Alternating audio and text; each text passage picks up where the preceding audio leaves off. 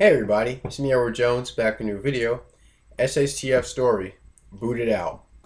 This is a story that I would say spans back as far as 2013. At least that's where it starts.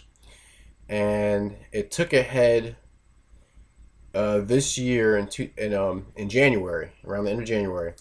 But booted out. And a lot of times, and I participated in a conversation that's gone between videos um, on the topic of preparedness and taking people in, and what happens when you have to kick out a member of your group because they've either done one major thing or it's been a string of things over time to where it becomes unbearable, and then you're left with a decision, or you and your or part of your group, leaders within your group are left with a decision as to whether to let the person stay or, you know, give them the walking papers. Um, and I actually had to face a decision like that this week. Now, like I said, going back into 2013. Um, there's three of us that live in this apartment, and we're able to as long as they're able to meet our obligations to the rent, utilities, internet, um, where we can keep this place afloat, or at least minimize the pinch that may be felt, if economic times, hit hard. So things are going smooth until one of our friends, and I'm excluding now. When I say one of us, there's three of us, and I won't say the other person. I won't say the friend in question. I won't say his name, but my other friend Adam, the one who I mentioned before in my videos. He's filmed me a couple of times. We and him live together. We're best friends, and all of us work in various jobs. And then I got this news that our third friend, he got fired. Now, getting fired is it's nothing. I've been fired from jobs before. As long as it's understandable, because I've even told my friends, Adam included, in the past that if something happened, don't worry. I can still I can still pay the bills in the house, and really shortly, maybe less than a month, I had another job lined up. And that's another thing. It's good to have connections, and I think I'll talk about that in another video. Um, but this friend, he got fired um, for BS. Honestly, um, it was some BS that he did on the job, and it didn't tolerate it, so he was fired. And so we understood. We let it slide, or we were surprised. Adam and I were surprised by it, and we decided, we let our friend know that we were upset, or we were just really shocked by it.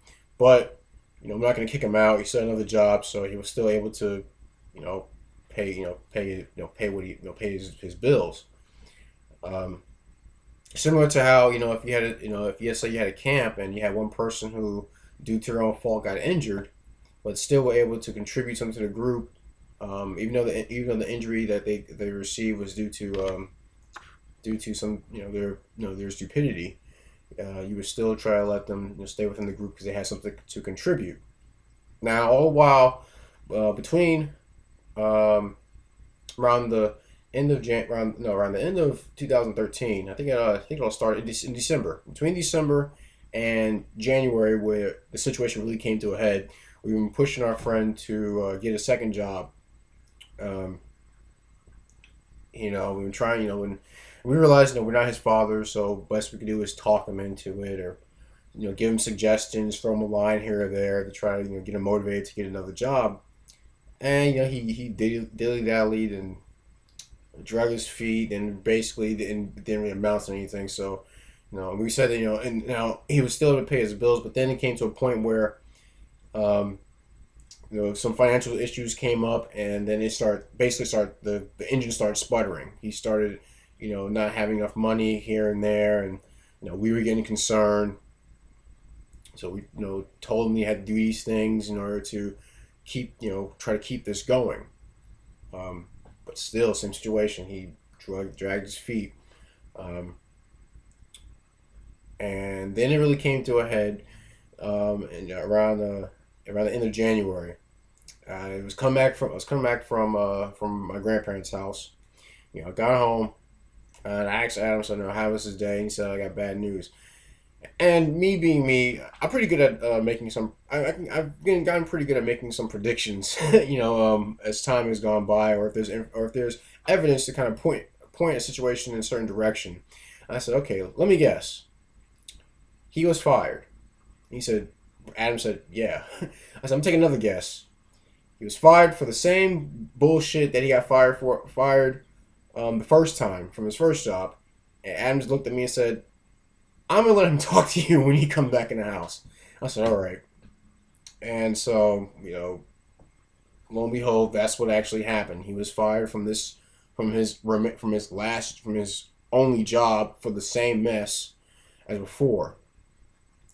And then basically we said, all right, you now have until, and this is I think we had this conversation January 27th. I remember it was a Tuesday.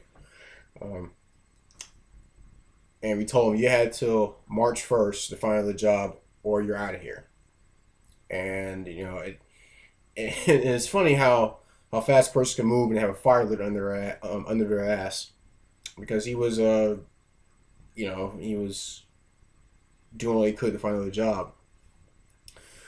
Um, and I was more of a hard ass on him, really, because he came to me a lot of times for advice in the past, and I would get upset because it was the same stuff I was telling him. I even told him about a lot of, he knows that he knows what the videos I do. He's watched them, and he knows where I stand on preparedness. He knows where I stand on having backup plans for backup plans, and so on and so forth.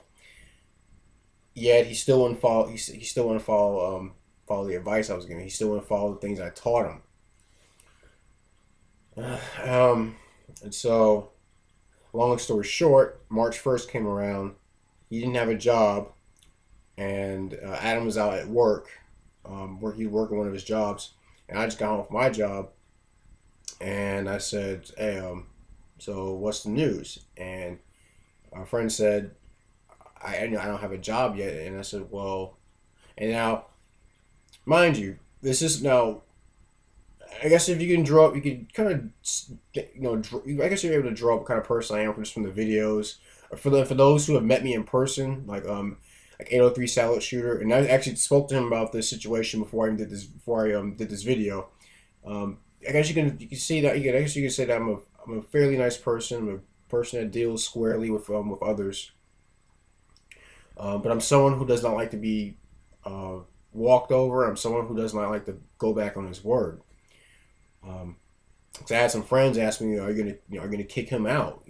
Before the first, and no, Ab and I we're gonna hold to our word on deadline of March 1st. We even had someone who was able to move in. Um, I said no, that's good, but we couldn't do it just yet. We'll wait till March 1st. We can give him that chance. Gotta wait until March 1st. Um, he can by March 1st he can have a second job. So basically, I said, well, do you have any bags packed? And he said, no. I said, well, why not? He said, I'm still looking for work. I said, well, it's the first. Adam and I were serious about what we said, and there was no, it wasn't a big argument or anything like that. It was, there was I gave him a stern talking to, and he basically he left that night. Well, he left a lot of his stuff behind, which Adam and I had to sort through. He left. He actually left after it was like a small argument that we and him had. It was no yelling or screaming match, no bows being thrown, but he just left because he couldn't believe we're actually doing this. And so we started, like next night we started packing some things up, started cleaning up his where he stayed, and it was a shock to him. In fact, he actually on that Sunday night, which was the March 1st, he stayed on our. He left, came back, realized we weren't letting him in the house again. He stayed on the porch. He slept on the porch. Um, I remember, and it was crazy. I remember the next morning, and this is where his thinking was. Woke up the next morning. It was like around. I had work at about 9 o'clock, and I heard knocking. I heard knocking around 8:30. I said, "Someone knocking at the door." And I got up. I was kind of getting myself together. I said he can't. I said don't. He can't be out there knocking on the door. So I was ready to get dressed. I was all dressed and ready to go to work. I came to the door, and he was there. And I said, "What's up?" And he asked, "Can I get a few things?" So, well, what do you need? He said he wanted to get his headphones from his laptop and a pen. I said, "Okay." So I closed the door behind. I closed the door, locked it. You know. By the way, I got the key from him that night, and getting the key from him is what he was upset about that, and that would prompted him to leaving. Um, so I got him a pen, the headphones. I stepped out, locked the door, and then he asked me, how long do I have to be out here?" And I looked at him and said, "That's up to you." And then I can tell he just looked at me as I got into the truck. Now I cranked the truck up, wait for the glow plugs to activate. They turned on. I turned the engine over and went to work. Um, now I'm telling the story because, like I said, there's been a lot of discussion about um, what happens if a member of your group has to be kicked out. What do you are you you know the worry of them coming. Could you do it? The reasons why that you have to do it. Um, what happens if they come back? Are there, is there and 803 Salister, he prompted that question. You think about what if the person comes back with other people. Could you let that person leave? And in this situation, well, several things. Am and I, we found out what our limit was in terms of putting our home in jeopardy. And we were, like I said, the first time he got fired, we were shocked, but we said, all right, you made mistakes, and we're going to help you through this. The second time, we were fed up. Plus on top of that, he didn't show any effort to get to into get he didn't show any serious effort into getting a second job. So and Adam he was kind of he was kept wondering where we're doing the right thing. He'd asked me that he knew this had to be done, but he was still in his heart he was still unsure. And I told him, I said, listen, he had 13 months to fix this, and he didn't do it. We gave him all the chances. We helped him out as much as we could. He didn't use it properly. He didn't utilize his time well. I remember one thing he kept asking. He was wanting more time, and one thing I said to him, and it came from the movie Cape Fear. I don't think you have any concept of time. I don't think you know what time is, because if you wanted time, if you wanted time so dearly, you would have used the time that you had before it got to this point. I kept saying to him, 13. You have 13 months. Um, and it's like he had this mindset of I don't have to do too much. I can just do enough, because whether either enough is all right, or because I have people that will take care of me. He was a very dependent. He had a very dependent personality. Um, and it didn't bother me. It didn't really bother me too much. I tried, I tried teaching him a lot to try to be more self sufficient, to try to be more self reliant, to depend on himself more often. But there's only so much you can do for a person before you can't care for a person more than they care for themselves. Otherwise you'll be robbing yourself or others who are rightfully dependent upon you. And so, we gave him the boot. Uh, he didn't like it, and that's too bad. It's something we have to do it, but it had to be done. And now it's like Adam and I, we crunched some numbers. We thought about, could we stay in this place with the way things are now, and with some with some proper planning, yeah, we actually are able. So far we can do it. It's gonna be maybe kind of rough, but we'll make it. It's ain't the worst thing that we that we've experienced. I've been out of work for 3 months. Adam has too, but we've been able to bounce back from it and keep going, keep this place afloat. The difference between Adam and I and our friend who we had to kick out is that we're actually motivated. We're actually driven. We're ambitious in a way that we know that better things out there. Sadly, our friend, he didn't think that way, and I'd say it cost him dearly. Um, I learned a lot. I learned a lot more about myself too. I learned that as much as a loving, caring person that I work to be, I do have my moments where I could be a cold, heartless bastard. Um, that's just something I found. I just found that out, and that actually I know that about myself. It's happened in very rare moments throughout my life, but it became really apparent to me. When you're standing face to face with an adult, someone he's actually older than me. So I'm actually in a position. So is our friend Adam. We're both in a position to throw this person out. Um, you know, at at this time of year when it's really cold outside. Um, what made it easier was that he had a place to go, but he refused to go to that place. It was one of his relatives. He didn't want to go there. And he said, I'm not going to that place. I said, well, you can't make a decision like that. Beggars can't be choosers. You can, Adam explained to me, you don't want to be homeless. Um, but yeah, I mean, that's the situation. That's what my February and this week has been for me. You know, um, it's been something. Like I said, we learn more about ourselves. Um, Push come to shove, we found out we were able to do certain things that maybe other people may not be able to do. I explained the situation to some other friends. They said, "Man, you've you know a whole lot more. You done a whole lot more for him than I would have." I said, "Yeah, 13 months." Um, and that's when uh, the shit didn't hit the fan. At least on the grand scale, it was kind of happening over here. Um, we made a decision. It's and you have to and you ask yourself, could you do this? Could you throw someone out? And I believe, like I said, taken from my own personal situation with the right uh, with the right circumstances, yeah, you can do it. Um, you can do it.